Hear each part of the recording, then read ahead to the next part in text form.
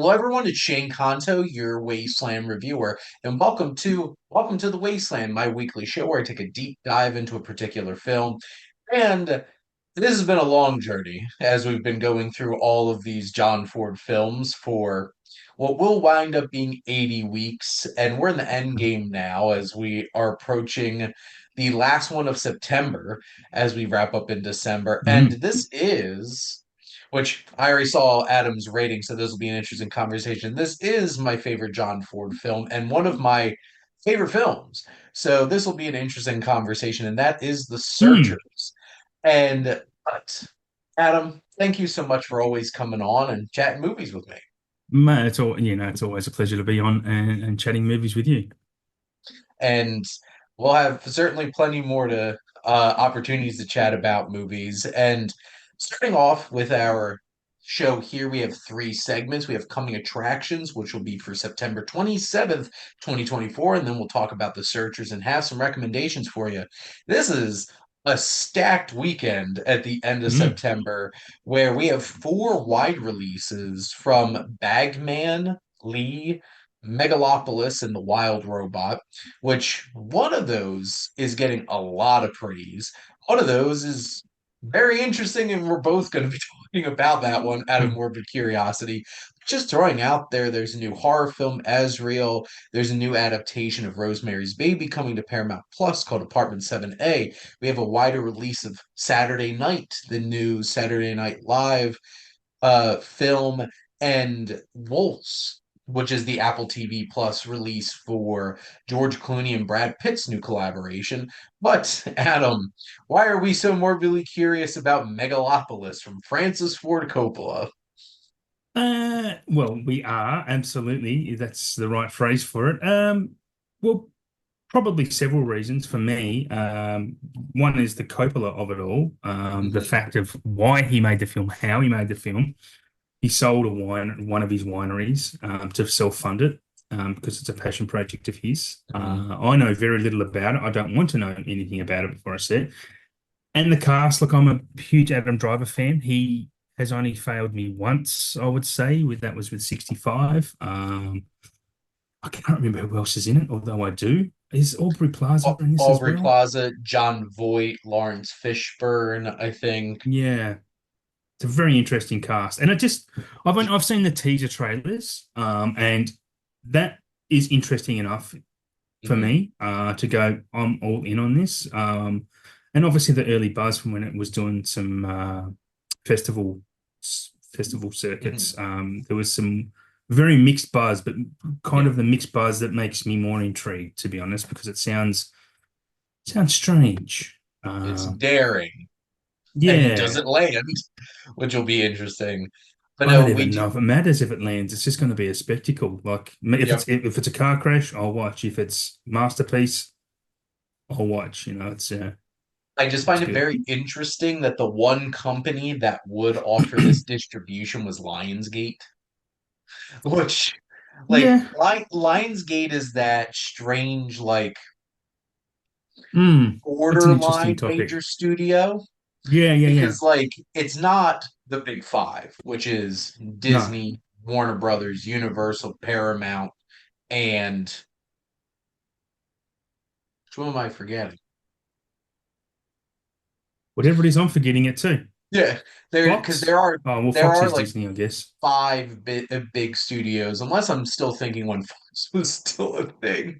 But then it's like Paramount, Universal, Warner Brothers, Disney, and then Whoever's watching this is screaming at us. It's there's a drop, I and can't. there's Yeah. like Lionsgate and A24 and Mm, Blumhouse and like studios like that, which Blumhouse is more or less like they do everything with Universal anyway. So like they might yeah, as if they're not an actual subsidiary, they basically are.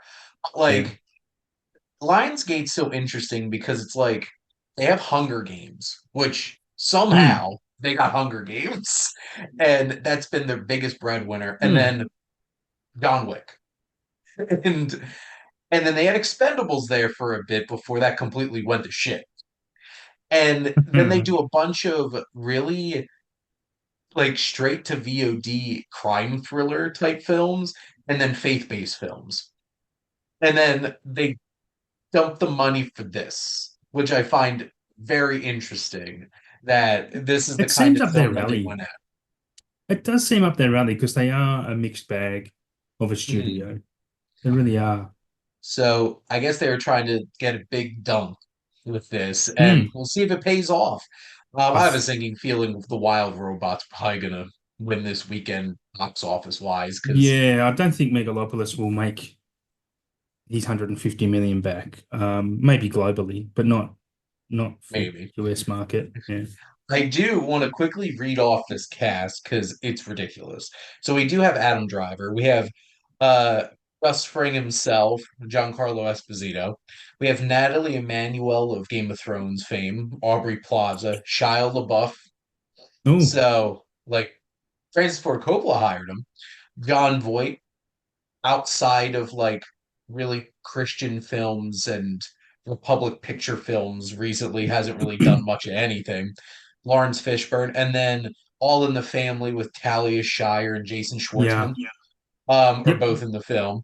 Catherine Hmm. Hunter, Grace Vanderwall, Oh yeah. James Raymer, and I think a bunch of character actors. Like Dustin Hoffman's in this too, who really Dustin hasn't Hoffman. been in. Yeah, I thought he'd retired. but well, maybe Francis Ford Coppola convinced him to come out of retirement. But that's a crazy cast Yeah. and some Yeah. interesting It's eclectic. actors in there that you don't really see much of anymore. But I feel like Hmm. in like Francis Ford Coppola's this is a independent film, no matter how big the budget is. So I think he's picked up names who are well-known names, but at a stage of their career where they're going to be cheap enough to pick up, hmm. so he can put all of his money into the film rather than into the cast. That's what Yeah, it I'm a feels mad like. like the biggest names really who are still like really hot commodities, like obviously Adam Driver Yeah. and I feel like Aubrey Plaza.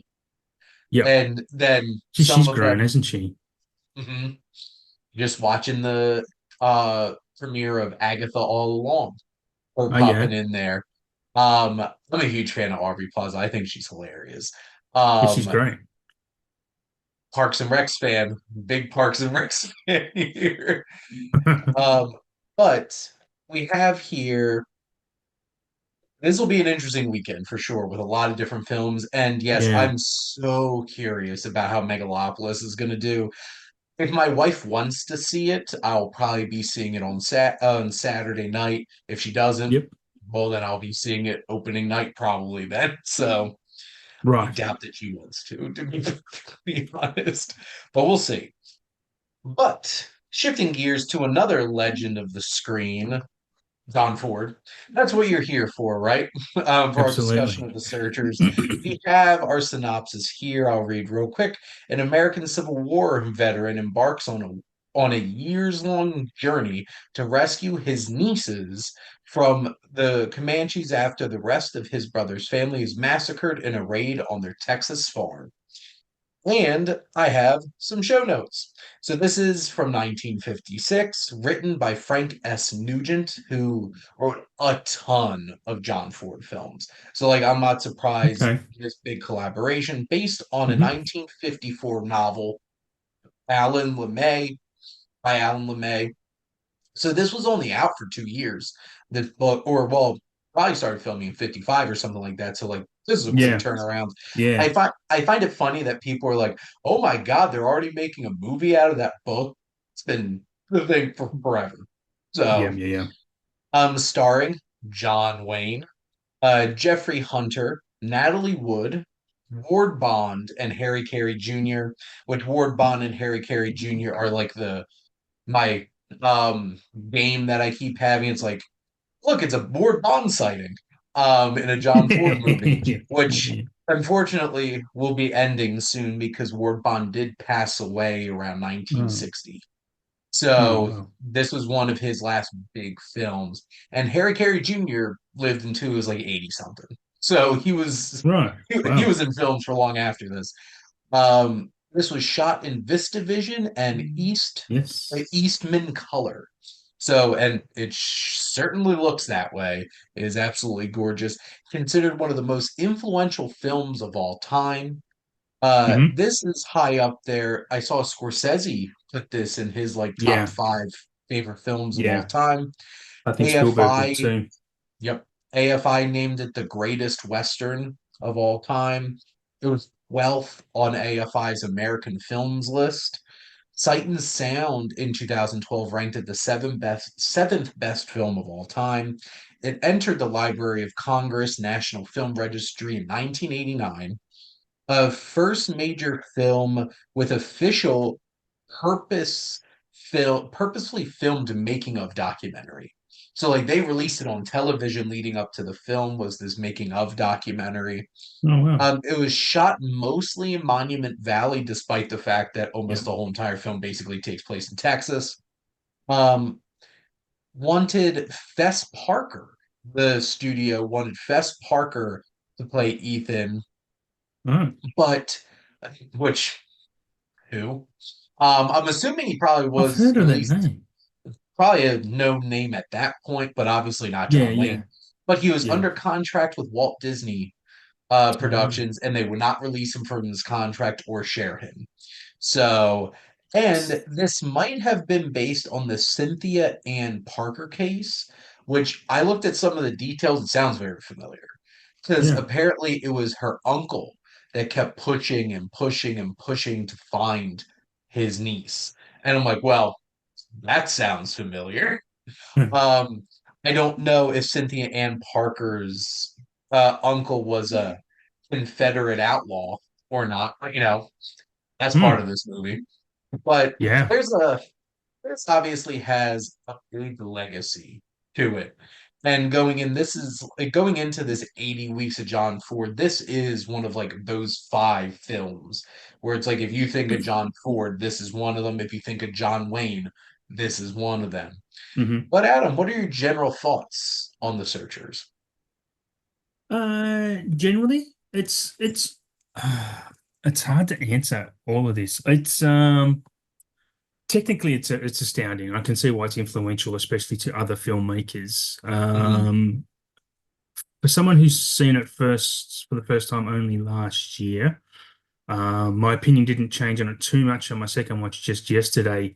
Um, the story just doesn't grab me like I guess it grabs a lot of people. I find it really hard to empathize with these guys, and it might be because of the type of people they were. They were Confederates. They were obviously quite racist people, because they were colonizers. I mean, and that kind of shines through in the searches. I don't know whether it's a deliberate thing or it's just from the source material. It probably is. If it is deliberate, then that's probably more props to the film. It's very beautiful to look at. Like I have brought the Blu-ray of it, even after saying I probably won't watch this again, but I saw it cheap and I grabbed the Blu-ray and I unwrapped it Hmm. yesterday. And the Blu-ray transfer is stunning. It's a really great transfer. So it only makes me wonder what a 4K would look like in this.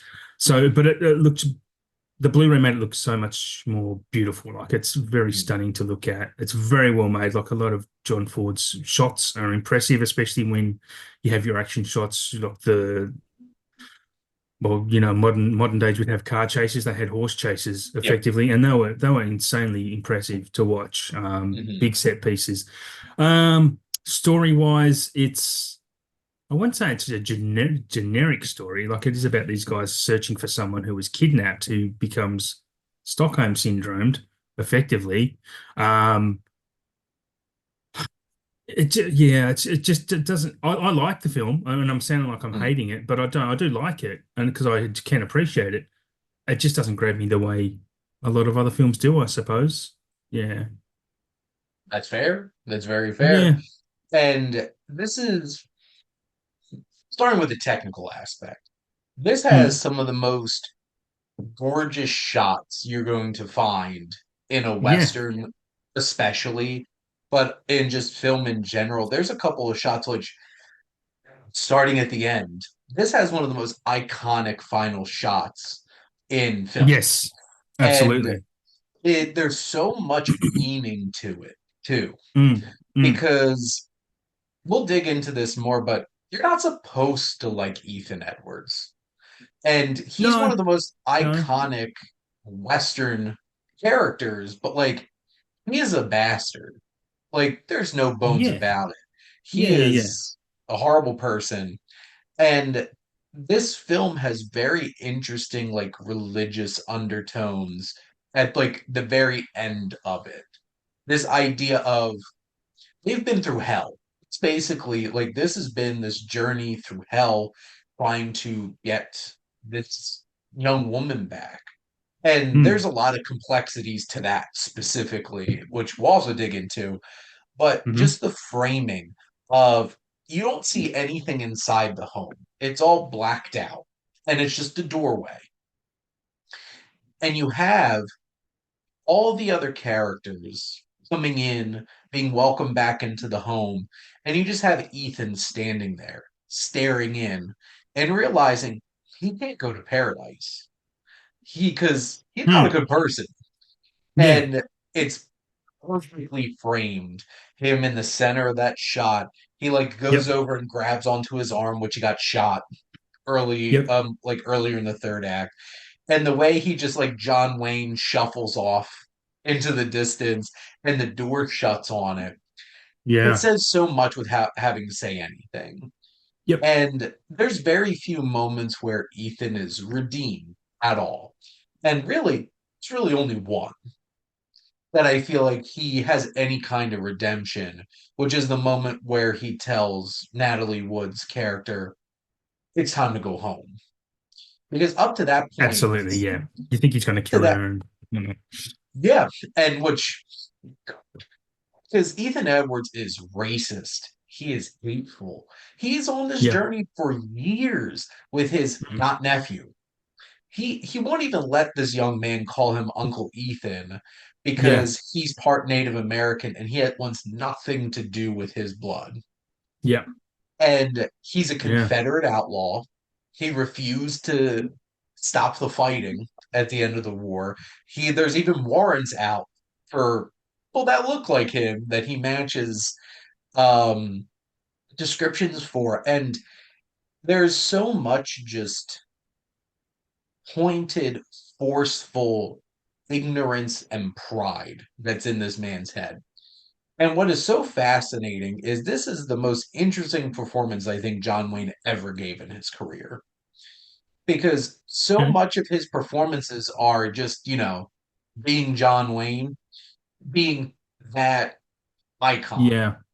There's one scene in this, which, just a side note. So I took a great performances on film class in college. And Okay. we had a final project where we had to pick an actor and like highlight some of his best performances and stuff. And my professor, who was a theater professor at Rider, was very perturbed by the fact that I picked John Wayne. She's like, but why? And she also was really weirded out when I said my favorite actor was Charlton Heston on the first day of class. I'm like, Charlton Heston is one of the most charismatic figures in the history of film. Gotta give Yeah. him props. You don't have to agree with his politics, either of them, because I think Absolutely. I think only the worst person than Ethan Edwards is maybe John Wayne in real life. Because like he certainly had problems with Native American people, and also was a fascist, whack, Really? and all the lot. I didn't, yeah, I Because don't he know was about him the at all. he was one of the biggest forces behind the HUAC, the House Committee, like Un-American Committee. He was leading the witch hunt with McCarthy against people in Hollywood, trying to weed out the Oh, communists. So wow. yeah, John Wayne was a true American. Wow. But his performance in this, there's one scene where I don't think he is given a better performance in any scene outside of this, is where Harry Carey Jr. confronts him about, I'm gonna go save Lucy. It's like, Oh, and like yeah. he breaks down, like he almost Yeah. cried. I'm Yeah. like John, is those tears in John Wayne's eyes? And he's Yeah. like, what do you want me to paint you a picture? And Yeah. like there's a force there. I'm like, Yeah. my You're right. That my is a God, this man can act. yeah, Uh there is some emotion there, isn't there? because like most of the time you don't see that from him. It's more charismatic, it's more swaggering kind of Hmm. performance. I now that I've watched a lot more of his films, there's some tenderness in some of his performances, especially in some of his John Wayne films. But like this is the film that should have won him an Oscar and not, you know, Kubrick, where he's just basically a drunken version of himself. Which like this performance is great. And I think that's what's so interesting is he is such an interesting figure. He's in the same ilk as Daniel Plainview of There Will Be Blood, where it's like you're not Yeah. supposed to like Yeah. this person, but Yep. he's fascinating. The real, I guess, protagonist that we follow along with that we're supposed to like is Marty, Yep. played by Jeffrey Hunter, who I feel like the only other thing I've seen him in was when my wife and I started to watch Star Trek, the original series. I'm like, Okay. bring on the Shatner, and it's like first, it's like who's Jeffrey Hunter playing. Did he play Pike? Is that who he's supposed to be?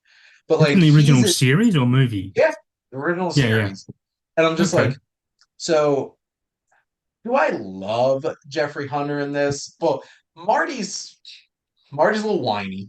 He is very reminiscent of like the Anakin and the Luke Skywalkers and the Anakin Skywalkers of the world, where it's like that whiny kind of protagonist that has to go on a journey.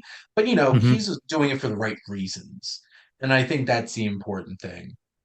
But not only is Ethan a racist, is and not only is he a staunch Confederate and an outlaw, he's also trying to get some with his sister-in-law.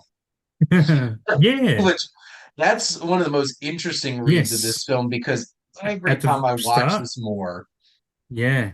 you're just like, Yeah. He's checking picking up around right in this front of her husband, right in front of his brother. Like, right in dude, front of his brother, he which obviously you hasn't seen a woman in a long time, but I feel so when all the times I've watched this, what I've read into that is there's obviously history there.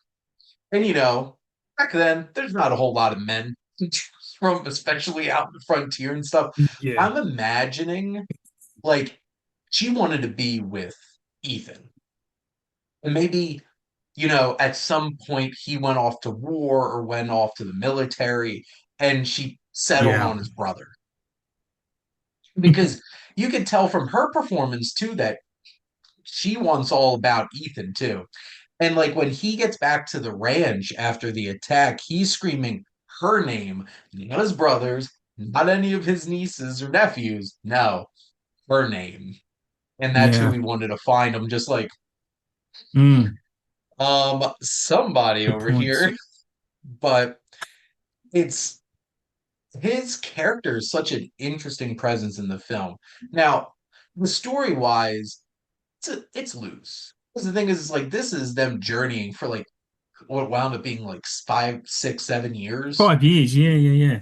trying to find them.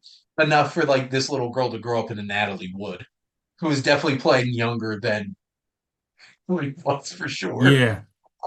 But there's plenty of great moments in this. Like when they first go out, and I love Ward Bond. He has turned into one of my favorite character actors, and him as Reverend Captain, um, because he's both a Reverend and a Captain, like Texas Rangers, Yeah, yeah, yeah. um, working two jobs. He's he's the guy. Is he the guy who is basically tells John Wayne to take an order, and John Wayne's like, if it doesn't work, don't ever give me another one. Mhm. That's Ward Bond, right? Yep. Always, yeah, He has gotcha. great presence. He has some funny moments. Like this movie's surprisingly funny, more than you would expect it to probably be, because there's a lot of like comic relief elements to it. Hmm. Whether it's the whole like kid who's definitely only in the military because his dad's a captain or whatever. And he's like, get that knife out of my face. Watch where you're pointing that. And at one point he wound up getting stabbed in the ass. Yeah, yeah, Warlock gets stabbed in the yeah. ass by the end of the That's funny, that scene where he's actually getting treated. He's like, did you get, was it an arrow or a bullet? And he goes, no. And then he just walks just off. storms off. Yeah. Yeah, And that's funny. there's a lot of interesting things about this film because one of the most controversial things that you can tackle in a Western is the representation of Native Americans. Mhm. And they specifically are showing a ruthless, very powerful figure in Mm. Scar, who's also played by some Canadian dude. Who they're like, you look Yeah, like you have Native American features. You look like an indigenous person. we can Um, bring you up. Yeah. there you go. But I find that character so interesting because he is Ethan. They're just on opposite sides of this. They're Mm. both horrible Yeah. people, Yeah. and they make such an interesting reflection of each other. And they have a lot of similar kinds of perspectives of just like, hey, it's like, why does he really want to get his niece? Like at the Yeah. end of the day, it just I feel like it's more about he doesn't want It's her in the hands of vindictive. yes, it's Yeah. like in the hands of Native Americans. No, that's Yeah. not Yeah. happening. Yeah. Yeah. And then the second he realizes that she has assimilated, he's just like, nope, gotta die now. We're gonna kill her. Yeah. Yeah. Yeah. Yeah. And that's so horrible. And he is such a piece of shit. And Well, there's a there's telling so piece about there's a telling piece about how much of a bigger piece of shit he is. What's really stuck out to me is when he's trying to kill an entire herd of buffalo, because yes. if they're dead, they're not going to feed the Indians in winter. So a dead Mm. buffalo is a dead Indian, he says. I'm like, oh my God, like it's And brutal. that's how like that's this man's worldview. And Mm, it's a very unwelcoming and uncomfortable one. yeah. And apparently Marty doesn't work well with benches. As Lori keeps knocking him over one throughout the movie. And like Vera Miles is great. I do really like her in this, and I think they're charming enough. And this is like this is definitely leaning on that like we've known each other since little kids and I've always been smitten with you because like you don't get a whole Mm, lot of backstory to Lori no. and Marty's dynamic, but like you could feel Marty's a dumbass and can't pick up on anything. And Lori's Yep. been in love with him. And then she winds up connecting with Oh, that Charlie dude. Charlie That McCurry, guy. What a which caricature. fun fact, Ken Curtis was a big band singer. Yep. A beautiful voice. Yep, recruited into John Ford Films, and it was John Ford's son-in-law. Ah, So, wow. so all in the family. Interesting. And Yeah. it's like, I would say, get away from my fiance. Just- Fiance. Fiance. It's it, fiance, I mean. It's it funny reminds as. me of like, I don't know if this is a direct reference to it, but in Oh Brother, Where Art Thou? Where they finally Ah, meet up with might Father Time's be. like, get away from my fiance. Oh, it might be actually. That's a really good point. Um, That's there's funny. there's definitely some connection there, but there's some big emotional moments. Like obviously, when they come back to the ranch Hmm. and the desolation that's left, and the whole Yeah. scene of like the invasion of their ranch is so well done. It's well shot, it's tense, and also gorgeous with like the sunset and how the colors are reflecting off of everything. Yeah. Yeah. Um, there's a very harrowing shot of Ethan carrying a corpse out of that one like little shit, like whatever that was supposed to be. And it's a lot of shadows, and you just see his figure holding a silhouette, and you're just like, Mm. Martha didn't make it. And right off the bat, that's who he was searching for because he's screaming her name and Yeah. Yeah. screw my brother and all of my nieces and nephews. I want to get to my sister-in-law who I'm totally not in love with. um And even I love when Westerns acknowledge more reality instead of Yeah, sensationalism. Like where yeah, Marty's like, we got to get back. And Ethan's like, that horse needs to rest. We're not going to make it back. So like he doesn't go running off. And that shot when he takes the saddle off and he has his arms over his horse and just looking off to the middle distance, that is such a beautiful shot. You really see yeah. that's also some great silent acting by John Wayne because you feel all the weight of the concern that he has in that moment. The the follow up to John Wayne's breaking down moment where Harry Carey's character Brad charges in and you just hear it, like the Yep. shooting and the stuff like that, and you're Yeah. just like, not good. Yep. There's so many great moments, and I could definitely see where like this gets a little long in the tooth in the second act and veers off. And I do appreciate the shakeup in storytelling with the letter. Like at least there's like Yes. that little layer of like this is how we're going to Yeah. tell this story a little bit. And Vera Miles is doing a lot of acting to a piece of paper. Like Absolutely. She's doing great. that's That's very real. frustrating. Yeah. Which that whole moment where he accidentally gets a wife, Mate, when he which kicks her down the hill, like that poor woman, like, come on. Like, it's so. there's justice Ugh. for that poor woman because obviously she didn't wind up with a very nice fate either. No, Because no. they wind up finding her later dead, and you're just like, holy shit. Yes. Like, Yeah. It's a brutal and, film. mhm. And she, well, and that's the interesting thing because we don't know if she was trying to help them No, or like we just don't. get away.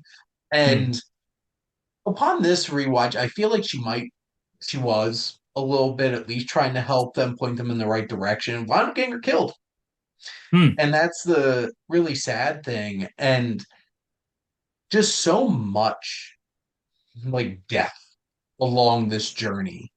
Mm. And I think that's one of the most harrowing things about this, whether it's like the scumbag guy that tried to like kill them to get some extra money out of them, and they wound up killing them, and they became outlaws. Um, Yeah. and like her dying along the way, and whether it's Brad or Lucy, and like the whole entire thing turns into like, can they get this little girl back, Debbie? And Yeah. by the time they do get there, it's like, I don't know. I don't think Debbie was like in distress there. She kind of came into assimilation with her new life because you could have what she turned out to be versus those other young women they find who were like driven beyond madness. That scene was Mm. hard to watch. Yeah. Yeah. Yeah. That there's a lot to chew on in this film, and I think it deceptively so because there's a lot of complicated themes and ideas that are floating around this. And if you just watch this on the surface, like I rewatched this with my mom actually. She came over and I think she was on my mom has nerve damage and it's hard for her to sit through a whole entire movie sometimes and like Yeah. really focus. Yeah. So like she's on her phone and stuff like that. And I don't know how much she was like picking up on all that kind of stuff. And also I don't know how Hmm. long ago the last time she watched The Searchers because she's seen this before. She grew Yeah. up with four brothers and my grandfather. Right. They watch a lot of westerns. Yeah. So Okay. growing up and stuff like that. And just feel like this film has so much to work through and to process, and there's great performances. John Wayne's never been better. I think this is like peak John Ford direction of a Western. Yeah. I think this is where he like fully realized his vision of what he wanted to do with Westerns. And upon this rewatch, this isn't my favorite Western. The Good and Bad and the Ugly is Yeah. Yeah. Yeah. still my top. Yep. I'm much more inclined to spaghetti western or even Clint Eastwood western because Unforgiven is high up there for me Hmm. too. But I feel like this is the closest that I feel like John Ford really went to attempting a revisionist Western because like he's one of the ones that set the Con groundwork for what an yeah, American Western is. And there's yeah, like little moments of like, well, was it really this like black and white and stuff like that? yeah, Which, yeah, yeah. Clint Eastwood, Of course, it's not. like, Unforgiven is the ultimate revisionist Western. That completely tears away every bit of mythos around Mm, what Westerns and American Westerns specifically are. But like, this is a complicated and interesting one. And Stagecoach had bits of that like 20 years earlier. But there's a lot of John Ford films that feel like, yeah, this is a Western. Like, this is what I yeah, imagine what an American Western is. you've got to admire his I guess his courage to actually do something different, to be Hmm. honest. Like as a filmmaker who's reinventing himself and trying to reinvent the genre a little bit, reinvigorate it maybe, even Hmm. at that point in time was maybe getting a bit old and a bit stale. Even 56, the Western. But yeah, it is admirable. And just listening to you talk about it, you are making me appreciate the film more than I do. Yeah. Um, I've thought about this film a lot. yeah, So, yeah, yeah, yeah, absolutely. And that's why films are great. And like I said, I was very late in life when I came to Westerns, let alone this film. And I'm still very much behind the ball on Westerns. absolutely. So, I'm definitely one of those types of people that, like, I'm only 32 years old and I love Westerns, which is weird because I feel like this genre's Mm. kind of past in many ways. And if you're paying attention, you'll still see some great westerns that get released and trickled through. Yeah. And somebody like a Quentin Tarantino with like Django and Hateful Eight, who loves Yep. westerns, bringing that back into the forefront. There's been, I think Taylor Sheridan has really brought the neo Yes. western to the forefront, and even Yeah. actual westerns with like 1883 and like 1923 is kind of like borderline in terms of like what would be a modern west, like a neo western versus like a traditional time Traditional. period kind of western. But like I'm a huge neo western fan, and like the Coens Mm. really set the bar with No Country for Old Men Yeah. and like films like whether it's Wind River or Color High Water. There's a lot of great neo westerns that are going on at this point. But John Ford was really leading the pack, and like I know Howard Hawks made a lot Yep. of He great did. westerns of that time. Mm. And this film, for context, is 40 years into John Ford's career. It's And crazy. crazy to think about. And Yeah. him still doing something of like this arguably is his greatest film. Like for me, it is. And Hmm. for seems like a lot of people it is too. Obviously like Grapes of Wrath and Stagecoach are up there. And I have not seen The Man Who Shot Liberty Valance, which is coming up as well. And I've heard amazing things about that Yeah, I film love as that. well. I really like that. And it's so impressive to see this film. But I guess, Adam, do you have any last thoughts or closing thoughts about The Searchers? I don't feel like I've said much, but I think it's been covered, to be honest. So, no, not really. No, look, I definitely recommend people see it. Just, yeah, it sounds like I don't like it, but I actually do like it. Yeah, honestly, just 100% agree with checking it out. Yeah. Well, yeah, and especially a film in the hands of somebody like John Ford, who is the trendsetter, at least you're going to get Mm, something good. yeah. Whether it's like everything clicks for you, but like this is a technically beautiful film and does a lot of interesting things. And I want them to release a criterion of this. Um, It's amazing they I haven't. Might be the they racial implications. well, they had I have Stagecoach on Criterion Collection, looking over at it here. And what's really cool is it even has a film or two from his early 19 teens era of filmmaking on it. So I would love for Ah, them to be able to do that with the Searchers and maybe remaster one of those older films and I throw was that. I was going to ask, is there a 4K of the Searchers that exists? Has that ever been done? That I don't know. It'd I'm be a only great gonna, movie to see in 4K. yeah, I'm only doing this because it's literally right next to me. Um, but in terms of, I didn't have to get up. I have this like old Warner Brothers John Wayne Yep, collection version of the DVD, yep. and it still looks great on DVD. So that Yeah, makes me like really want to see what this looks like well, my restored Blu-ray on is like. stunning.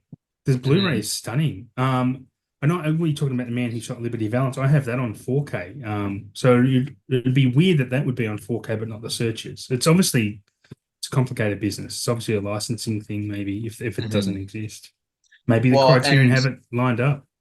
and I don't know what studio that was with because like I know he worked with Fox for years, and Mm, like the mm. the Searchers was a Warner Brothers production. I don't know if Liberty Valance was or not, but it Yeah, I definitely is don't know off on the top of my head. Max.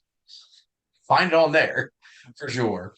But how we always like to wrap up the shows with some Mm. recommendations for you. So, Adam, what would you like to recommend to all the lovely listeners? Um, Maybe something that a lot of people haven't heard of, especially stateside, is a show called The Grand Tour. If you've ever heard of Top Gear, the original British show Top Gear, with its original three hosts, Jeremy Clarkson, James May, and Richard Hammond, they got well, one of them got in an altercation, and they basically got sacked from Top Gear. They got in an altercation with one of the producers, and when Amazon Prime were launching Amazon Prime, they were pretty much the first show picked up and was like a flagship launch show when the service was created. Effectively, what it is three guys.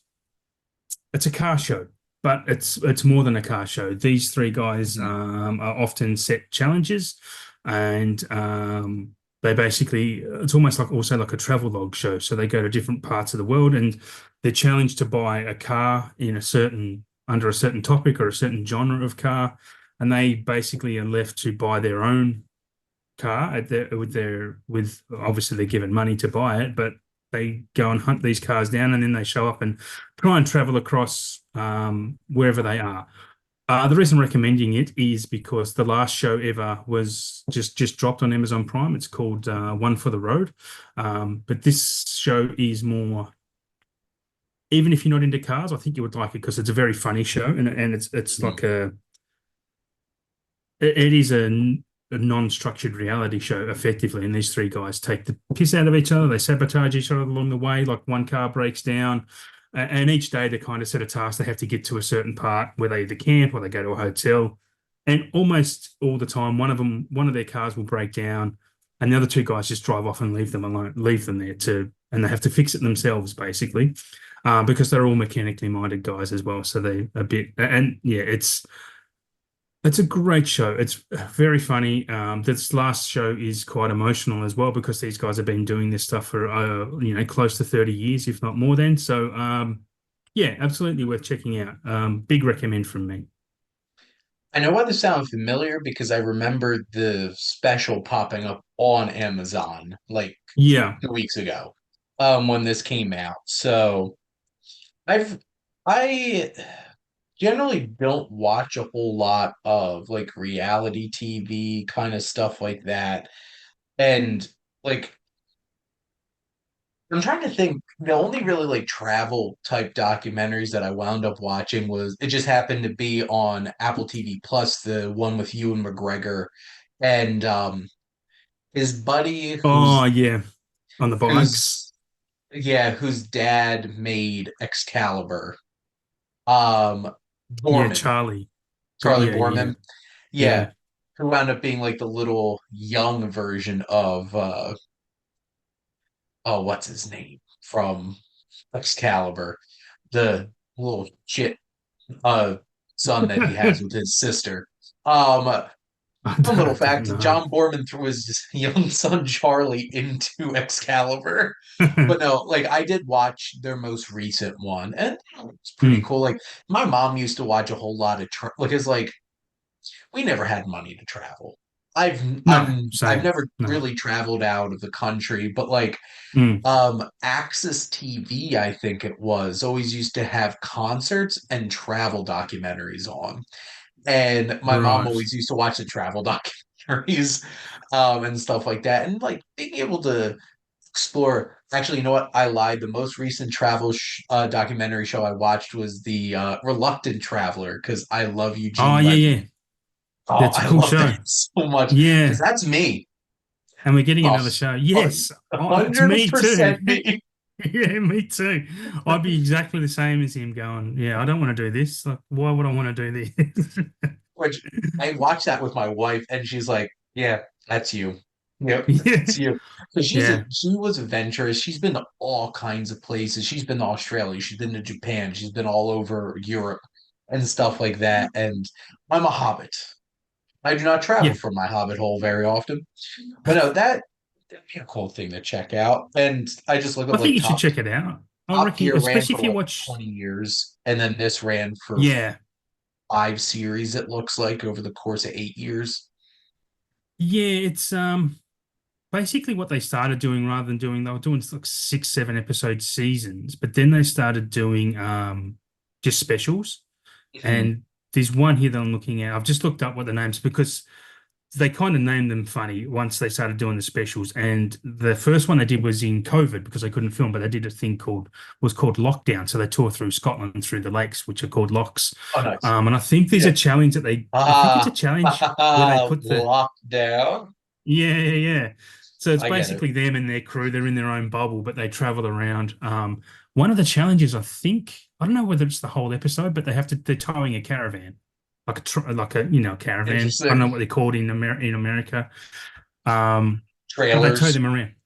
Trailers, but you camp in them. You go and park in the bush and you live in this trailer. I Um, know what you mean. We still just call yeah, them trailers.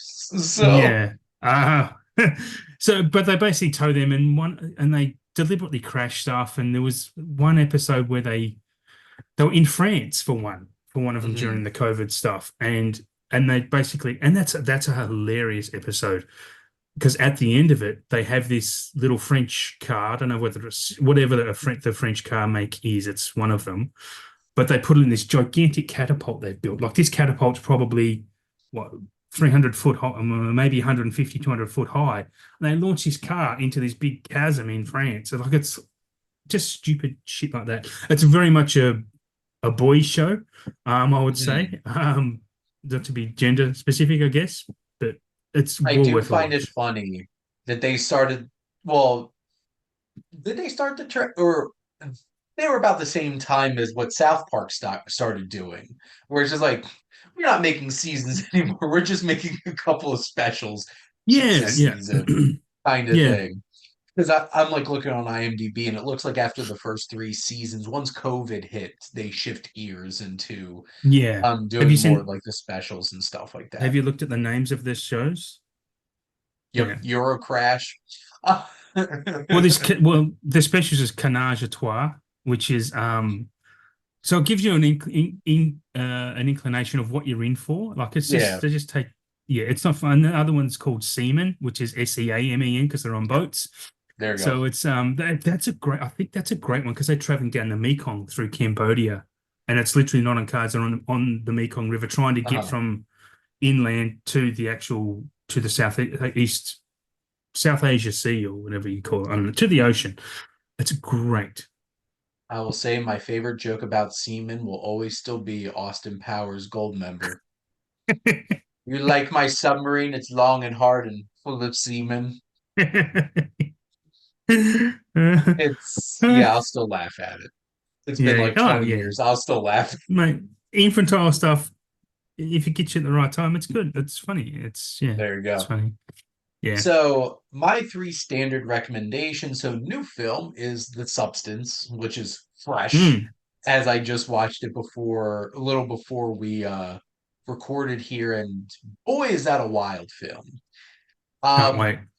it is one of the most bold and visceral visual experiences I've had in a long time watching a movie. Just how it's shot and how colorful it is. and the sound design, you hear everything. Whether it's Mm. like purposefully like tongue on tongue in a kiss, or a man groping a woman and like hearing the fabric of the movement of Oh everything. wow. It is a Foley sensory scape. Foley Um, artists doing overtime. yeah, and just like I need you to get these really specific like Oh, just like get gross. all of Okay. it. Yeah, yuck. and and then No. the music, it's not as not quite as dynamic as the Challenger score, but if you put the two of them on, Mm. we'll be clubbing all night. Oh, Um right. that Okay. that kind of feel. It and the performances, Demi Moore and Margaret Qualley are incredible. And also special shout out to Dennis Quaid who went hard Ah, in this yeah. movie, which I'm all about this Dennis Quaid renaissance that's happening where he's Yeah. like Yeah. popping up and stuff because like he's a fun character actor to pop up and Yeah, yeah, stuff, yeah. and he is so much fun in this movie, and you can tell he's having a blast in this movie specifically. But there's a lot here Mm. and what it's trying to say, and it will the body horror in it, you know, this director, she must love David Cronenberg I was gonna because say if it's like Cronenberg, then what was his it latest one that I did not like? oh, Crimes of the Future, Yeah, I did not like that. where surgery is the new sex. Yeah. And yeah, Vigo, this it's Vigo, right? And yeah, yeah. I had to keep looking away watching this movie because the Yeah. needles. They use needles a lot. And I'm like, I am not about needles. I am not about them at all. So the substance is a old, artful, just special kind of film. So the normies out there, those mainstream Yeah. audiences, It's a this is not for cinephile them. film. Yeah, This not is for you. not for them. Yeah. It's not a recommend to your general friends. Yeah. No. Not for workmates. Yeah. Now, this next one might be. I watched this because my wife and I are going to be covering this for our October episode of the Wasteland retrospective, and that's Fright Night. I watched for the Oh, first sweet. time Which one? Which version? the original. Now I'm kind of like, Right. do I want to go check out the Colin Farrell one? Yes. They're Which both great, man. I did not realize Craig Gillespie directed the Yes. It's really remake, cool, man. Especially Anton which Yelchin of it all. And it's mate, honestly, they're uh, both really good. I did not like Colin Farrell at the time, so that probably was why I might have been turned off by it. I love Colin Farrell now, so now Speaking of I'm just, Renaissance, yeah. which I just watched the pilot. Like, if I recommended television, I would be recommending the Penguin pilot from like Yeah, the I'm gonna watch highest that tower because like, today. oh, so I'm good. gonna watch it today.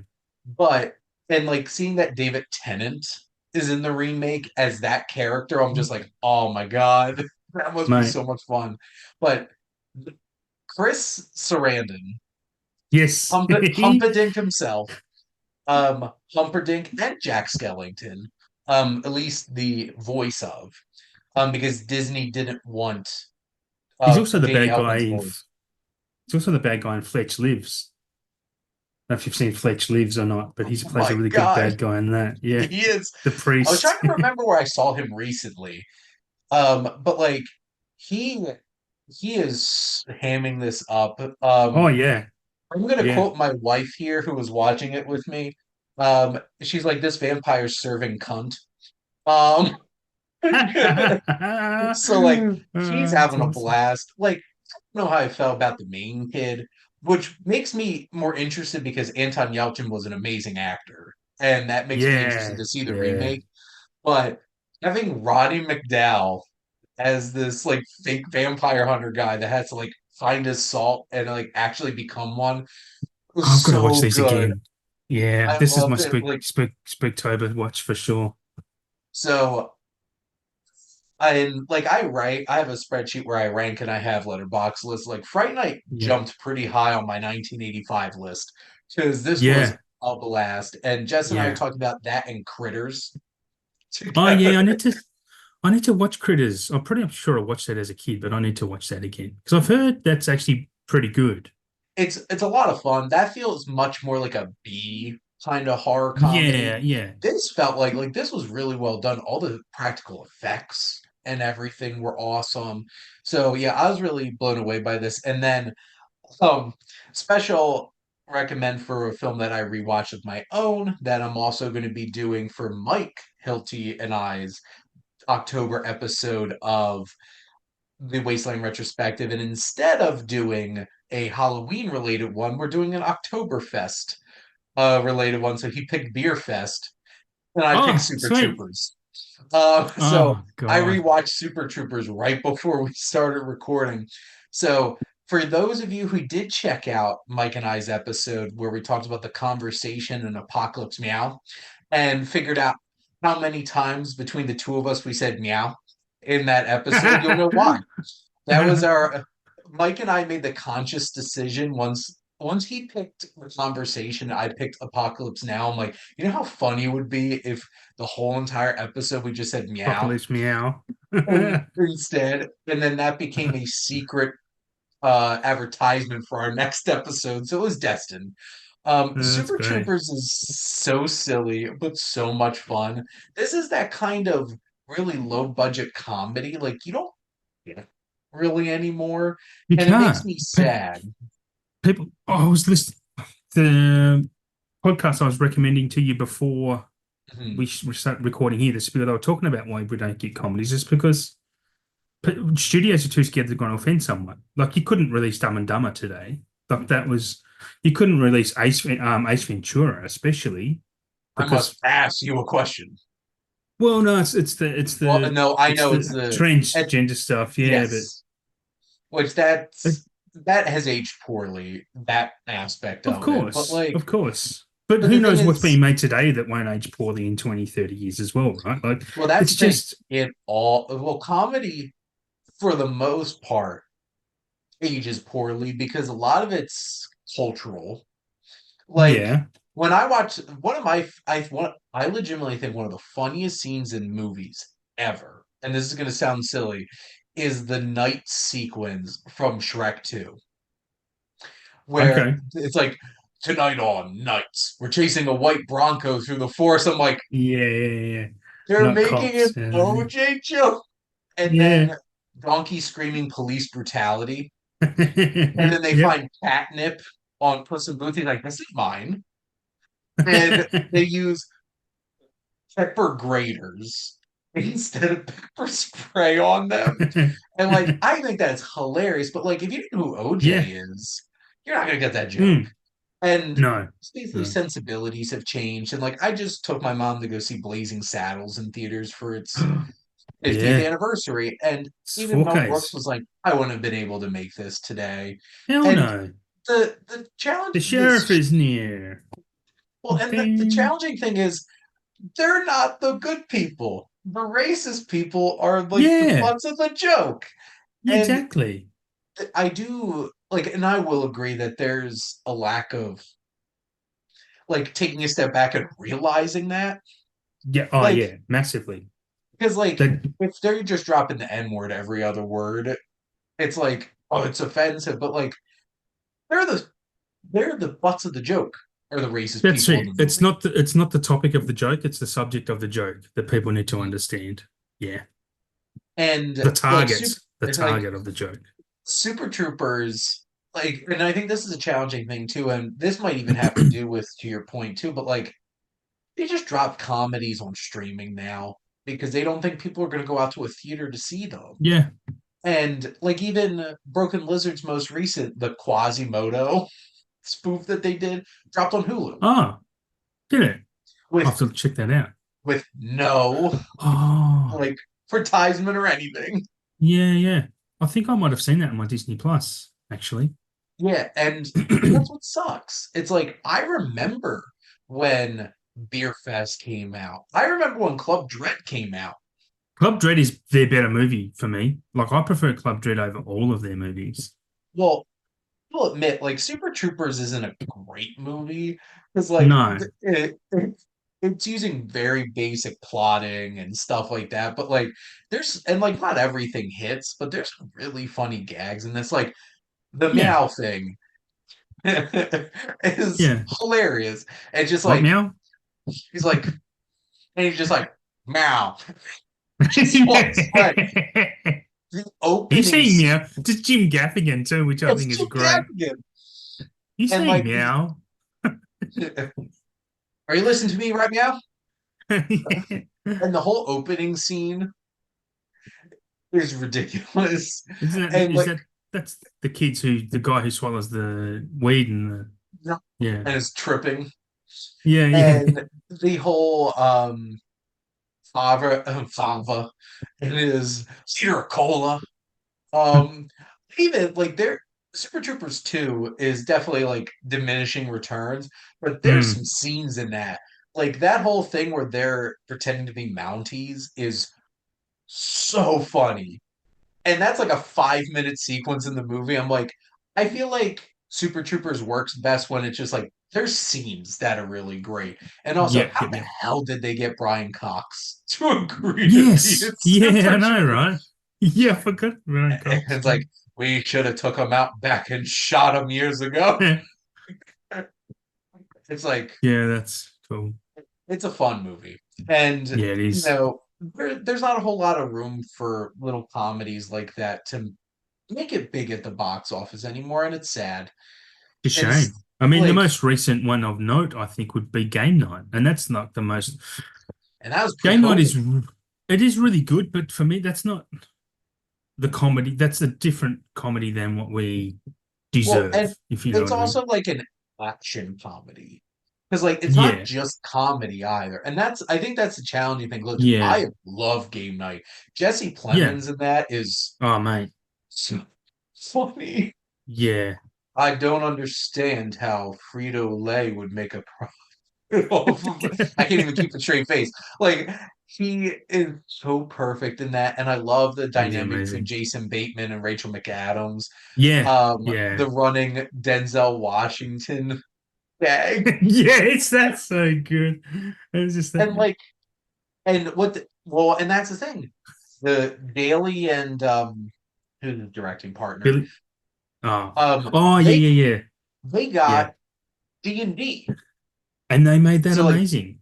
which I love that movie, but like that's a Yeah, huge budgeted like a fantasy mm, comedy adventure. So like yeah. even like people who are doing some really good comedy move on to bigger things. And this is I'm a huge MCU fan, I'm a huge Marvel fan, but this is one of my biggest problems is they keep poaching directors to make like big movies that lack their personalities. And I know you're not you think Taika is really overrated, but like I A wish little that he bit. would go back to just doing stuff like he used to. Because like I get it. I know he I wants think a he like is. he'll take a Honestly, lot think of he money. will. Yeah. And I think Next Goal Wins was a really fun movie. Um Mm, and I it's but I love What We Do in the Shadows, which obviously he did with Jermaine, and the two of them mate. together is great. He doesn't work. Taika doesn't work as well without Jermaine. Jermaine is the brains behind the show, What We Do in the Shadows. It's not Taika. Taika's been too busy. Even with the recent Time Bandits, they're together again, and Yeah. I really like that. I'm so kind of bit gutted that we're not getting season two of that, but it's a fun show. It's a really good family show, Did they and it's got cancel it some. already? Yeah, it's been cancelled. They're not getting season two of Time Bandits. Worth watching it though. Like it's Which definitely aimed at the probably 10 to well maybe 8 to 14-year-old market, honestly, and families. But it's fun and there's a lot of cool jokes in there. Jermaine plays the Jermaine evil, is like the hilarious. devil. Jermaine, he basically plays the bad guy, and Tyker plays the godlike figure who they've stolen the map from. And they Mhm. never meet really until the end, but Yeah. just oh, but there's still a dynamic between them, and they're both. I mean, Jermaine is way better than Tyker as an actor, as a performer. Yeah. He's just a funnier guy.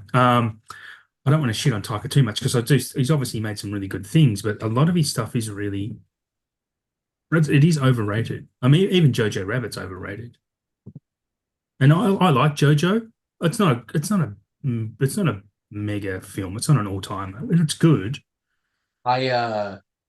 I'm about to write an article for my website with my top five favorite films from 2016. And JoJo. well, 2016, Hunt for the Wilder People. Oh, I love that movie. I love that yeah, that movie to is a good movie. pieces. Yeah, yeah, And that cast is so good. Julian Dennison, Sam Neill, yeah. like I'm not a molester, and Rachel House. It was like Yes, huh, yeah. child services, and I'm gonna get you like the Terminator. Um, and Well, she play she actually plays a Terminator type figure in Time yeah, Bandits. she does. Yeah, And like Reese Darby popping up as that guy living off the yeah. grid, and just Speaking of, I and love that Reese was probably the Darby. best use of Taika acting was his whole like, you know what's behind this door? It's like candy. No, why would it be candy? Why would it be vegetables? Jesus. Like for one scene he's in there and that plays so Yeah, well in that. he's So really good in side Boy. recommend Hunt for the Wilder. Yes. But to my point, I just feel like we get some like cool, fun, really great indie kinds of films, or even like Yeah. smaller budgeted films, and then they get picked up by major IPs. And then Mm. like Get I love ruined. Thor Ragnarok. I love the episodes in The Mandalorian that Taika directed. Hmm. Like I want him to go back to some stuff. Yeah, And I think he's done with Disney, to be honest. He's even said as much in interviews where I've seen him. He's like yeah, he's over the studio. well, they did also like butcher Thor Love and Thunder down to under Yeah, 2 hours from like what probably was like a 2 hour and 40-minute movie. And there's a yeah. lot. And there's a lot of things cut, especially very gay things.